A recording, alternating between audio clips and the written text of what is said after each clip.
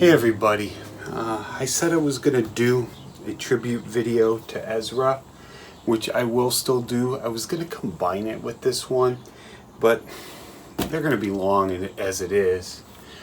So this is going to be me talking about him. It's been over 3 months now, that is today, so I think I can do this without choking up and crying. I apologize if I do, but for those of you who knew Ezra and saw him in his little memes and videos and all that on social media, you knew I really cared about him. And he was the first animal that I ever really had as an adult while living on my own. There was a cat before him while I was growing up. I'm a child of the mid-70s. I was born in the mid-70s. In 1985, we had a cat called Mishy. He died in 2000, but I was in college then. I was in the Army. I mean, I was separated from him, at that point. But Ezra, I took in willingly back in 2007. And I had him for 13 years. And he was either 15 or 16. We don't really know. For those of you that don't know how he came to be, is I was living alone in the west suburbs of Chicago. Yes, I was in high roll. In an apartment, and we could have pets. I got bored and lonely because, I was still in my 20s then. Wait, was I? No, I wasn't. I was in my early 30s. I take that back. So I went to a pet store, and inside this cage with all these kittens all these little hyper kittens was this big black grown cat. And I picked him up and he just melted in my arms. And the pet store owners put him in there. It was a mom and pop pet store. It's gone now. It used to be on, Illinois 38. It's long gone. It used to be a strip mall. He did outlive the pet store, but they put him in there because they couldn't take care of him. And he grew up with other animals. And so when I took him in, he got really lonely and bored because I would work and I wasn't there a lot. And so that's how the other two girls came in, but that's a talk for another time. We're going to stick on Ezra. But Sarah was nice enough to order this, and it came a while ago. I just have been unable to open it until now. It's a keepsake box for him. I'm going to talk about Ezra at random, just random tidbits that come to mind as I do this. Because he was a great cat. He was so smart. I mean, he learned how to open doorknobs. In the apartment I was in that he was first with me in, for some reason, the interior doors did not have knobs. They had the handles. And he figured out how to open them. And later, when I had those doors on closets that open accordion-like, he taught the others how to stick their paw under there and pull it open. As far as animals went in general, he was pretty smart. He was a great cat. He really was. He was very tolerant of others when they were brought in, people and other animals. He tried to make friends with almost any animal or person. So this is his box.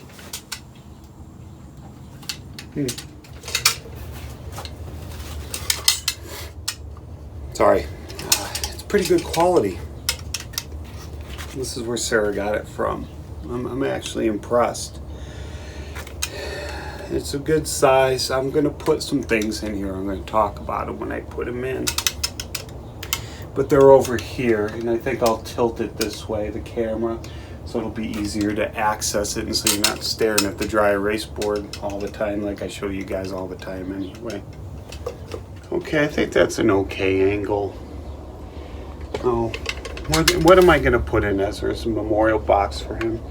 Which I will keep. I actually do have one from the cat Mishy that I named earlier. My mother put it together because he died with her because I wasn't around. I was still at Illinois State University when it happened. Well, we won't be putting green sands in there or anything like that, or orange ones. But I think I got enough here for him, and a lot of it is towards his last days. So I'm probably going to choke up. Those of you who don't know what happened, Ezra all of a sudden, it was early April, late March, early April. I was volunteering with the state of Indiana to help check in people so they could get tested for COVID-19. And the only reason why I mention this is because it took a lot of my time. And I didn't really notice this happening, but he started to develop a tumor in his jaw within 3 weeks.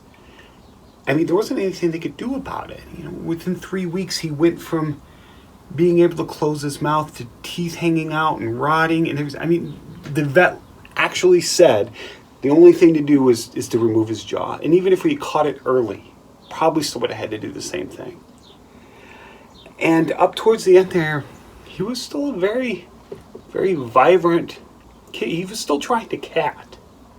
And that was very hard for me. It's like, do I put him down or not? But he was an elderly cat. I wasn't going to have his jaw removed to get a few more months out of him. It's better, in my opinion, to have him go while he was still him. And I'll throw some pictures in here, some video. We took him to the beach his last day because he liked the beach.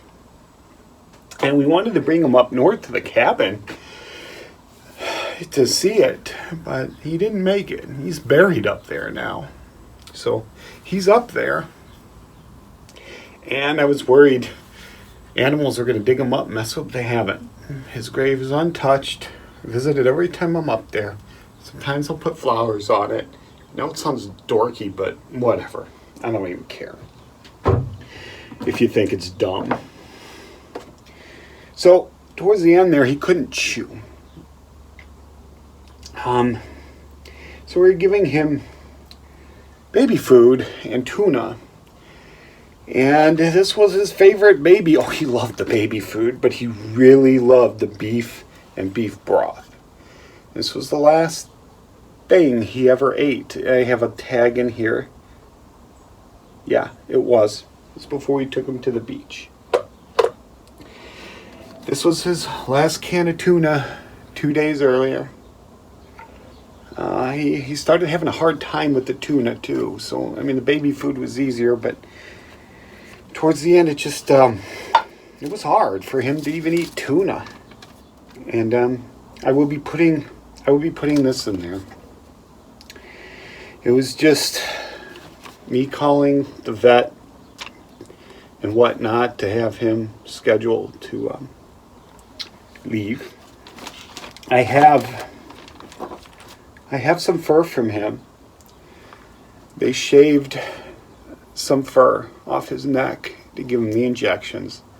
And I kept this. He was a black cat, he was getting old, so we had gray in there. So that's the closest thing to a body part you're going to see here, just to let you know. This is sand and a rock I took from the beach on his last day. We took him out and he was so happy to be there. He had an earwax fetish. This cat would go in your ear to get it. And if he couldn't do that, he would go into the garbage can, pull out Q-tips and clean them. So we couldn't leave Q-tips laying in the garbage, but every once in a while you forget, you throw it in there, and you come home and there's an eaten Q-tip in the trash. I'm not going to show you the Q-tip, but this was the last one. It's in here. This was the last one he pulled out of the trash the day before we took him in. This here, this is a piece of his favorite blanket.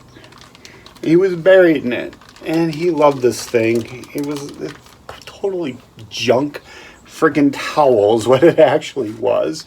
Cheap towel. I forget if it was from Walmart, Target. It doesn't matter. But he loved this thing. He laid in it. And even before he was sick, the past couple of years, this was his blanket. So this is a piece of it I saved. He's buried in it. And so I'm going to put this in here too. There's still a little bit of room left. I can't think of any. I'm sure I'm afraid I know there's stuff around the house still that can be associated with him. But there's still some room in there. If you guys have any suggestions as to how else I could fill this, it doesn't have to just be, bits and pieces of physical stuff from his life. I mean, I was thinking about printing out some of the memes and some of the comments that people gave him after he went, putting them in here. Let me know if you think that's a good idea. So, I guess I could still do that. I'm always going to miss him. But, at least he's not hurting anymore. Anyway, sorry, I needed a minute. Anyway, that's it. Just let me know if you have any ideas what else I could put in his box. I'll let you know if I find any more bits and pieces of his cat life or laying around. But, it's kind of hard to find distinct things for him because the house had 4 other cats. So, they shared things a lot. And I just want to say this. Those of you that know me know I don't believe in woo-woo. I don't believe in fate and destiny and stuff like that. But from Sarah's standpoint, I really miss this guy. She does too. Because the remaining 4 cats, 2 of them sniffed the dead body. I wanted them to say goodbye. And it was the 2 that lived outside. Blackie, his entire life up until I brought him in, he was 3. And Bela, who was outside for a year before I brought her back into the place that I had bought where she was kicked out of from whoever owned it previously. They said their goodbyes, but the 2 girls that grew up with him and are still alive, Keten and Lilith, didn't bother. And it's like Keten formed this bond with him. She loved Ezra. She did everything with Ezra. Ezra taught her things. She even taught him one thing. Keten would moisten her food. She still does this. Drops her food in water, picks up their paw, and eats it. She taught that to the other ones. It's the only thing this cat does that isn't stupid. And Keten's not the sharpest cat. She's not the sharpest animal. Okay? But she didn't even say goodbye to him. I don't think she understood the concept. So she misses him. 3 days after Ezra died, our neighbor's outside and goes, "Hey, there's a cat running down the street, a kitten." And Sarah, being the good Samaritan she is, goes, "I'm going to go get him, get some get some tuna, whatever." She comes back half hour, 45 minutes, maybe an hour later. I don't think it's that long. This little orange bundle in her shirt. 6-week-old kitten. That's Tiberius. We just brought him home from his snips today. Now he's 4.5 months old. And he really helped Sarah and Keten, actually, because, he will fight with Keten. Because, he's a kitten. He wants to wrestle, and he picked Keten to fight with. Keten is spayed. They're all spayed. All the girls are spayed. All the boys are neutered now. And he would start these fights with her, and I think she's bonded with him like she did with Ezra, which is good for her. Because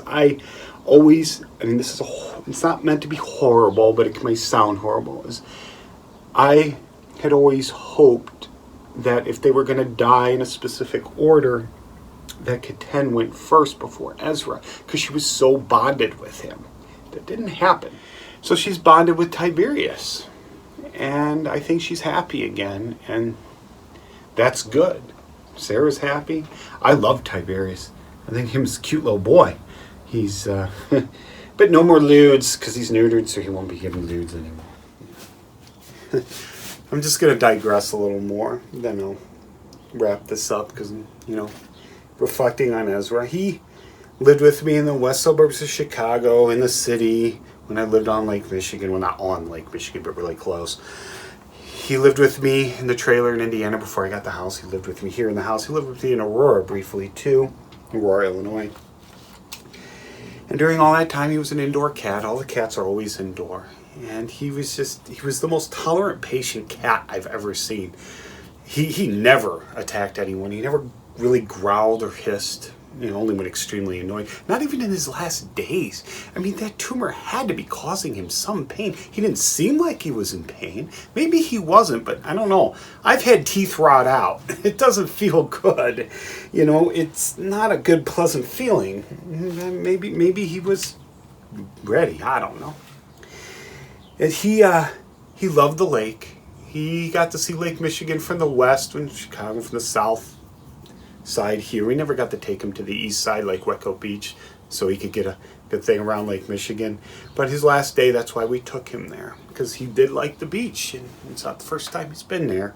I wish he could have seen Lake Superior, but, it didn't happen. So, anyway, I'm going to wrap this up now for sure. And like I said before, if you guys have any suggestions of what else I could put in his memorial box, please feel free to let me know below. And I think that's it. And I will have his tutorial of his life soon, which will probably be mostly a bunch of still shots and music. Thanks for watching.